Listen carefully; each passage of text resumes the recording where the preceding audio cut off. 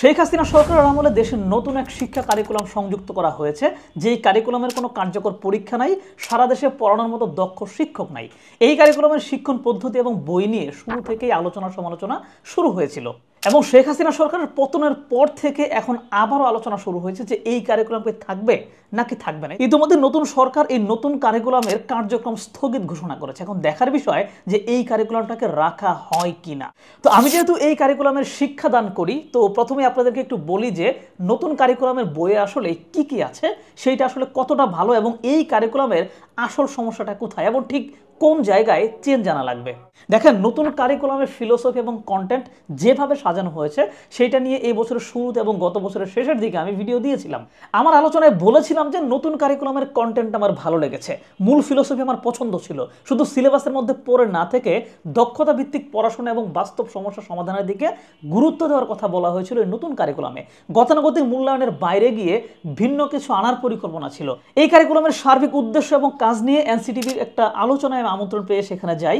কারিকুলামের মূল ফিলোসফি এবং উদ্দেশ্যগুলো তো আমাদেরকে দেখানো হয় এবং তাদের দেখানো প্রসেসটা বুঝতে পেরে ভালোই লাগে। আমি নিজে যেহেতু পড়াই, তাই নতুন বই পেয়ে পড়াতে শুরু করলাম। প্রায় সকল সাবজেক্টের কন্টেন্ট ধীরে ধীরে দেখতে থাকলাম এবং অবাক হলাম কন্টেন্টের ডেপথ দেখে। বিশ্বাস করেন, ইতিহাস ও সামাজিক বিজ্ঞান বইয়ের ক্লাস 8 লেভেলে যেই পরিমাণ কন্টেন্ট দেওয়া আছে, যদি একজন শিক্ষক ইচ্ছা করেন তবে বহুত কিছু পড়াতে পারবেন শিক্ষার্থীদেরকে।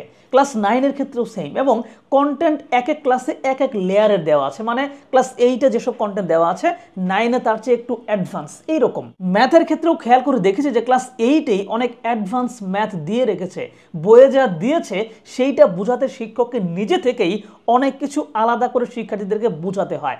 ডিজিটাল প্রযুক্তি বইটাতেও খুব চমৎকার সব কন্টেন্ট। ক্লাস 7-এ জাস্ট প্রাথমিক ধারণা, 8-এ হালকা ব্যবহারিক, 9-এ প্রোগ্রামিং, কোডিং। এইসব চমৎকার একটা বিষয় ছিল যে শিক্ষার্থীদের Photoshop, Illustrator, logo design, video editing এসব শেখানোর অধ্যায় দেওয়া হয়েছে। এসব কথা আমার মন গড়া না, আমি নিজে যেহেতু পড়াই তাই সবগুলো বই আমার দেখা হয়েছে, সেই জায়গা থেকেই বললাম। তবে বিজ্ঞান বইয়ের ক্ষেত্রে কিছু কাজ করার জায়গা রয়েছে, কন্টেন্ট সাজানোতে আরও কাজ করা লাগবে। তাহলে সমস্যাটা কোথায়? সমস্যা হচ্ছে এই যে বেশি ভালো কন্টেন্ট দিয়েছে, এইটা সকল শিক্ষক পড়াতে পারবে কিনা সেই ব্রেকডাউনটা দেওয়া হয়নি। অধ্যায় কোথায় থেকে শুরু হচ্ছে আর কোথায় শেষ হচ্ছে তা বোঝা যায় না, তাই আপাত দৃষ্টিতে তাকালে এই কন্টেন্টগুলো দেখাই যাবে না। একটা উদাহরণ দিচ্ছি, একটা টপিকের নাম হচ্ছে ইউরোপীয় উপনিবেশবাদ, আরেকটা টপিকের নাম আমেরিকার রাজনৈতিক ইতিহাস, কিন্তু এই দুইটা টপিক মিলিয়ে ভেতরে কন্টেন্ট মাত্র 1 পৃষ্ঠা। যে 1 পৃষ্ঠা পড়ে পরিপূর্ণ শিক্ষা শিক্ষার্থীদেরকে দেওয়া সম্ভব না যদি না শিক্ষক এই ব্যাপারে আগে থেকেই না জেনে থাকেন। প্রশ্ন হচ্ছে, দেশের কত শতাংশ শিক্ষক এইরকম আছেন? ইতিহাস বইয়ের প্রথম অধ্যায়টা পুরোটাই রিসার্চ মেথোডোলজি নিয়ে বানানো। বেশিরভাগ ক্ষেত্রে যারা ভালো বিশ্ববিদ্যালয়গুলো থেকে অনার্স মাস্টার্স করেছেন তারাই কেবল রিসার্চ নিয়ে আইডিয়া রাখেন। তাহলে এই বিষয়টা সারা দেশের শিক্ষকরা পড়াবেন কিভাবে? ডিজিটাল প্রযুক্তি বইয়ে 1 পৃষ্ঠার মধ্যে ওয়েবসাইট বানানোর একটা বিষয় আলোচনা করে শিক্ষার্থীদেরকে সেটা হাতে কলমে বানাতে বলা হচ্ছে। খুবই চমৎকার, কিন্তু হাতের কাছে কম্পিউটার কিংবা ওই মাপের টিচার আছে কি?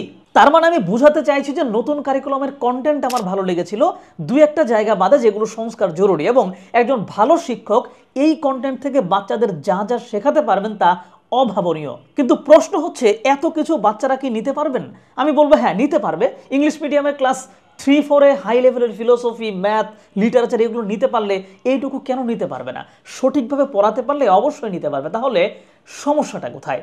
সমস্যাটা হচ্ছে মূল্যায়ন বা পরীক্ষা সিস্টেমে। নতুন কারিকুলামের যে পরীক্ষা সিস্টেমটা দেওয়া হয়েছে তা আমাকে একেবারে হতাশ করে ছেড়েছে। কন্টেন্ট ভালো দিলেন, কিন্তু পরীক্ষা এমন দিলেন যাতে একবারে না পড়লেও লেখা যায়। তাহলে সেই কন্টেন্ট স্টুডেন্টরা কেন পড়বে? ষান্মাসিক মূল্যায়নের প্রশ্ন দেখে জাস্ট আকাশ থেকে পড়ছি। মূল্যায়ন পদ্ধতি একদমই ভালো না, তার উপর আবার এই প্রশ্ন আগের রাতে নেটে পাওয়া যাচ্ছিল। মানে এই পরীক্ষা পদ্ধতি যদি থেকে যায়, এমন একটা প্রজন্ম গড়ে উঠবে যারা আসলে কিছুই জানে না। এদের মাথায় সৃজনশীলতা ঘুরবে না, এগিয়ে যাওয়ার বাসনা তৈরি হবে না, প্রতিযোগী মনোভাবও আসবে না।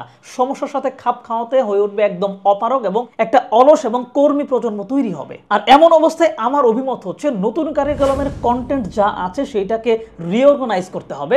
প্রতিটা অধ্যায় শেষে কিছু প্র্যাকটিস দিতে হবে। অধ্যায় কোথা থেকে শুরু হচ্ছে আর কোথায় শেষ হচ্ছে সেটার একটা সিস্টেম থাকা লাগবে এবং দেশের সকল পরীক্ষা পদ্ধতি বাদ দিয়ে দক্ষতা ভিত্তিক, সৃজনশীল, সমস্যা সমাধান এবং গবেষণাধর্মী মেধা যাচাই করার মতো একটা পরীক্ষা পদ্ধতি নেওয়া যেতে পারে, যেখানে একজন শিক্ষার্থী তার সৃজনশীল মেধার প্রয়োগ ঘটাবে, তার দক্ষতার ছাপ রাখবে এবং লিখিত ও ব্যবহারিক সমস্যার সমাধান করবে। এইটা কিভাবে করা যায় সেইটা নিয়ে আরো ভালো করে আলোচনা করে কিছু একটা বের করতে হবে। কিন্তু আগের পরীক্ষা পদ্ধতি এবং নতুন কারিকুলামের মূল্যায়ন দুইটাই বাদ দিতে হবে, যুগোপযোগী নতুন স্মার্ট মূল্যায়ন পদ্ধতি আনতে হবে। সেই সাথে সারা দেশে পর্যাপ্ত দক্ষ শিক্ষক নিয়োগ দিতে হবে।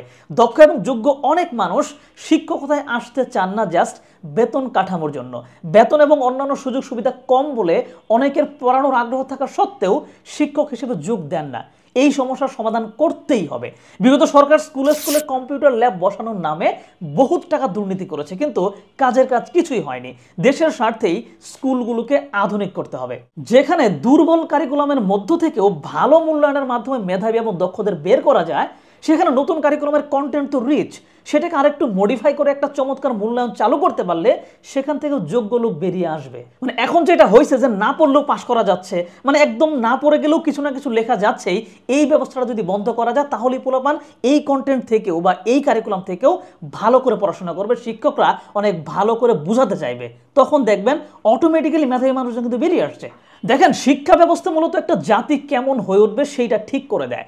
ব্রিটিশরা 1800 সালের পর থেকেই ভারতীয় অঞ্চলের শিক্ষা ব্যবস্থা কেমন হবে সেটা নিয়ে কাজ শুরু করেন। বিভিন্ন কমিশন, শিক্ষা অনুরাগী ব্যক্তি পুরো ভারতে মাঠ পর্যায়ে গবেষণা করে কেমন শিক্ষানীতি হওয়া দরকার সে নিয়ে প্রস্তাব দিতে থাকেন। এরকম একজন শিক্ষা অনুরাগী ছিলেন স্কটল্যান্ড প্রবাসী মিশনারি উইলিয়াম অ্যাডাম। তিনি নিজ উদ্যোগে ভারতীয় শিক্ষা পদ্ধতির ব্যাপারে গবেষণা করার ইচ্ছা প্রকাশ করেন এবং 1835 সালে বড়লাট তাকে বাংলা বিহার অঞ্চলের দেশীয় শিক্ষা সম্পর্কে অনুসন্ধান চালিয়ে রিপোর্ট প্রণয়ন করার শিক্ষা কমিশনার হিসেবে নিয়োগ দেন। পরবর্তী 3 বছরে নিখুঁত একটা গবেষণা করে এমন কিছু তিনি পান যাতে তিনি এই অঞ্চলের মানুষের শিক্ষার জন্য দেশীয় পদ্ধতি গ্রহণ করতে সুপারিশ করেছিলেন, কিন্তু সে সময়ের নির্বাহী কর্মকর্তা লর্ড ম্যাকলে এইটা মানতে অস্বীকৃতি জানান এবং তারা এই অঞ্চলের জন্য নতুন একটা কারিকুলাম গ্রহণ করতে চান। এবং 1813 সালেই কিন্তু লর্ড ম্যাকলে সিদ্ধান্ত নিয়ে রাখেন তারা ভারতে এমন এক শিক্ষানীতি চালু করবেন যা ভারতীয়দের মূলত ইংরেজদের দুভাষীতে পরিণত করবে। তার বক্তব্য ছিল অনেকটা এরকম যে নতুন শিক্ষানীতির মাধ্যমে ভারতীয়রা হবে এমন এক শ্রেণীর লোক যারা রক্তে বর্ণে ভারতীয় হবে, কিন্তু রুচি, নীতি এবং বুদ্ধিতে হবে ইংরেজ। এই নীতি দেশীয় শিক্ষা ব্যবস্থার ধ্বংস ডেকে এনেছিল। এতে দেশীয় ভাষা, সাহিত্য, প্রাথমিক বিদ্যালয় শক্তিহীন হয়ে পড়ে। ব্রিটিশরা এই দেশের নতুন কারিকুলাম এনেছিল যাতে সেইটা পরে আমরা ব্রিটিশদের কর্মী হয়ে উঠতে পারি, তাদের অনুগত হয়ে উঠতে পারি। তারা ওইভাবেই তাদের কারিকুলামের কন্টেন্ট সাজিয়েছিল। ওদিকে জাপান ছিল আবার এক ভয়ঙ্কর একনায়কতান্ত্রিক শাসকের এক দেশ। দ্বিতীয় মহাযুদ্ধের পর জাপানের এমন ঘুরে দাঁড়ানোর পেছনে সবচেয়ে বড় কারণ হচ্ছে তাদের নতুন শিক্ষা ব্যবস্থা। ভারতের শিক্ষার্থীরা বিশ্ব দাপিয়ে বেড়াচ্ছে, এর মূল কারণ তাদের শিক্ষা ব্যবস্থা। যেহেতু আমাদের শিক্ষা ব্যবস্থায় পরিবর্তনের ধারা শুরু হয়েছে, পরিবর্তন করে কিছু একটা আনা হয়েছে, এখন সেই ধারাতেই এই পরিবর্তনটা পূর্ণ করা হোক। আমার মতে এই নতুন কারিকুলামের কন্টেন্ট ভালো, এইটাকে এডিট করে পরিমার্জন করে সুন্দর একটা পরীক্ষা সিস্টেমের সাথে যোগ করে দেওয়া হোক এবং সেটা কার্যকর করা হোক। তাহলে দেশ থেকে অবশ্যই মেধাবী এবং যোগ্য মানুষজন বের হবে এবং তারাই দেশের হাল ধরবে।